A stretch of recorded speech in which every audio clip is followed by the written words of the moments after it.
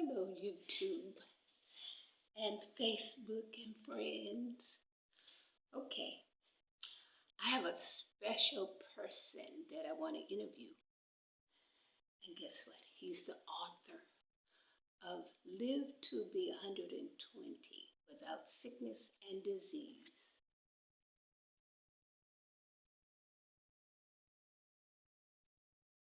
Okay, he's my best friend, my lover, my everything. And he saved my life through health.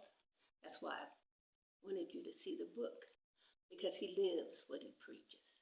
Okay, so like I said, he's my friend, my lover, my everything, because he saved my life, really. And now he's even doing more. I am so proud to introduce you to my husband, Leonard Burns. Say hi, my love.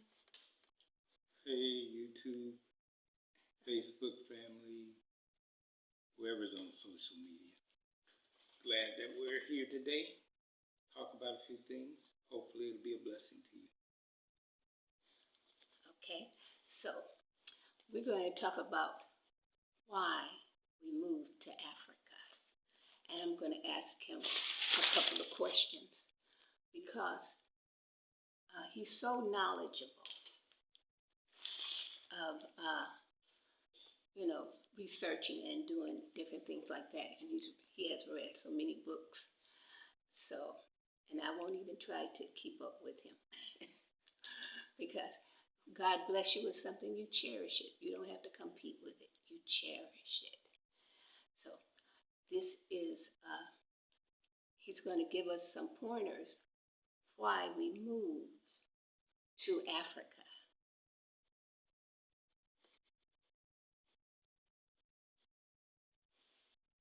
Okay, I guess, well, I've always wanted to leave the United States.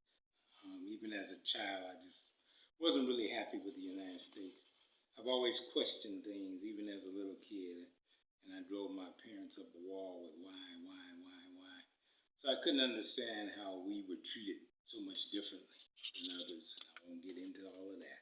But anyway, I just was never satisfied there, and I always wanted to look for something better. I was tired of being tolerated, and I wanted to go somewhere where we could be celebrated. Okay, so that's kind of my mindset. And I guess since the age of about 6, I've always wanted to go to Africa. When we got married, raising a family and all that, we just kind of put everything on the back burner. Not that my wife wanted to go to Africa. She didn't at first. She didn't really want to leave the Los Angeles area. But eventually, she changed her mind and she was ready to go somewhere, but we didn't know where. Um, and I guess the Lord always knew we were going to be here, and He was setting us up for this. And as I answer whatever questions she has later, then we kind of go more into why we happen to be here. But basically, that was it. I knew that there was a better place for us, somewhere where we could be really, like I said, celebrated. And we found it here as soon as we got here, on the tour first, and then when we moved back for good.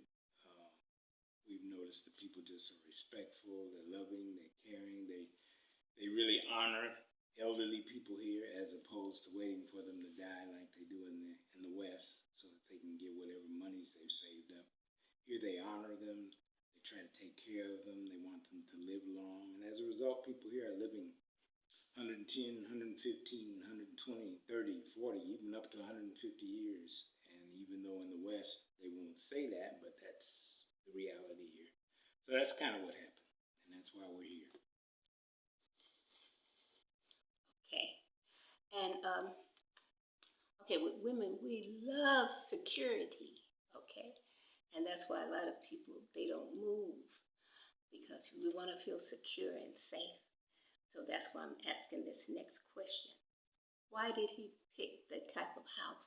Because this is different that we have, and the name of it, and some of the prices of them, and he's going to give us, some understanding on the type of house he thought of to build here in Africa. So from her previous videos, I'm sure you've seen the house. It's called a rammed earth construction. And you can see the wall behind, and the whole house is like this. The walls are like 10 to 12 inches thick. But again, it's called rammed earth construction. I had seen it in the States, but I hadn't really seen a house that was built like that, but I kind of researched it.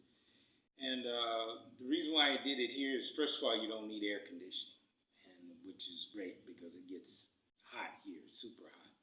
So you don't need air conditioning. It's ecologically, it's very efficient. You don't have to worry about mold or anything like that. It just blends in with the environment around you. To me, it was just the ideal place to build or to have built. So this is what we're in. It's called, like I said, a rammed earth home. And as far as cost, it cost us, well, the house is already worth more than what we paid. We just moved in about 7-8 months ago. It's almost finished. We had to do the floors and a few other things. The floors are slab concrete, so I haven't done the floors yet. A couple of the bathrooms still need to be tiled and a few other things, and then we'll get our furniture and stuff. But basically, like I said, the value has went up already because prices are really increasing here because people are moving to Ghana from all over the world, but especially from the Western world. They're moving here. A lot of black people moving here, and so as a result, the prices of everything are just going sky high. So it's a great time to buy if you ever thought about moving and leaving, buying here or leasing here, long-term lease. This is what they have here, like up to 99-year lease with a renewable clause. But anyway, that's why this particular house is off grid because there's no utilities in this particular area where we're at. We're about 5 miles from Winneba. It's considered Winneba still, but it's a village outside of Winneba. And like I said, there's no utilities here. So all the houses have to be off-grid or else you're operating without power. We have solar here. We put in a minimal solar system. We run propane gas for the stove. And we're getting ready to put in a well. They call them boreholes here. We're getting ready to put in a well. But right now we have a storage tank, 5,000-gallon storage tank for water. So that's how it is. And we didn't want to be in the city. We wanted to be away from the city after living in Los Angeles for like around 70 years, so close to 70 years. We were tired of the city, so we wanted something outside. So that's why we settled here. As far as cost, we paid around $65,000 or so, and then that's not including the solar and some of the other things. We just had a wall put in and all that. So when you add everything up, somewhere in the neighborhood of $70,000 to $75,000. But if you go to build it today, you'd be looking at $80,000 to $90,000 at least to have it built. But that's why we settled on this particular type of house. And it's wonderful. You know, we're really enjoying it. And we don't have to worry about it. Like I said, air conditioning. Of course, you have to worry about heat in here anyway because it's always warm. So that's why. Okay. And what are some of the areas that are close by? Since he said we live in a little village. That's what I call it because I'm a village girl. So what are some of the areas that are close by that, you know, people might want to, you know, live more of a city life? Well, the main city, of course, the capital is Accra. Accra is actually, it's east of us.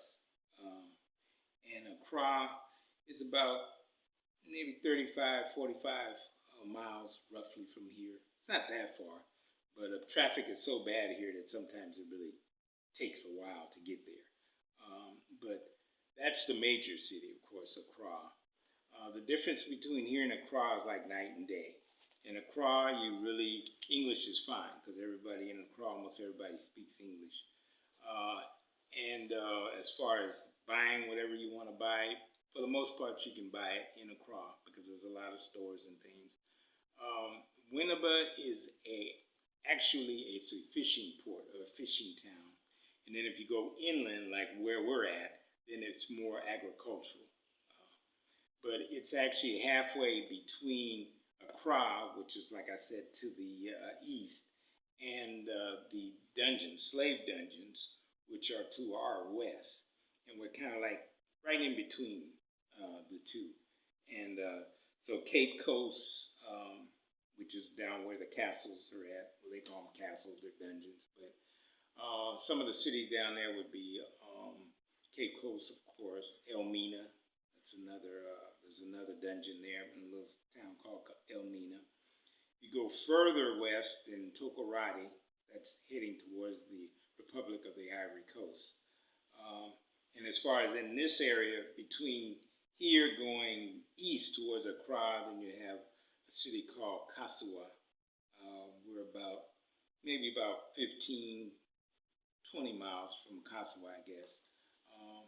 And then, of course, there's a lot of surrounding towns here and villages. A village is really like a small town or a suburb. That's really like what it is. There's another one called Swedro, Swedru, but Swedro, and that's a town where you can do quite a bit of shopping. You can't do that much shopping here in Winneba, the Winneba area, because Winneba it has a marketplace and it has some items, but a lot of the items you may need, you have to go to Accra to get, or you go to Swedro. The only reason why Swedro has quite a bit more items than Winneba is because Swedro is like a town where there's a bunch of villages around, and the people bring their goods into Swedro from their villages and they sell. So it's like the whole town is like one big marketplace. So you can get quite a few goods there. So that's another city that's kind of close. Okay, so I told you he's a wealth full of knowledge. So I'm going to have part 2 so he can finish up. Okay, so may God bless you and keep you. May his face shine upon you and be gracious unto you and give you peace. See you on part 2. Bye, YouTube.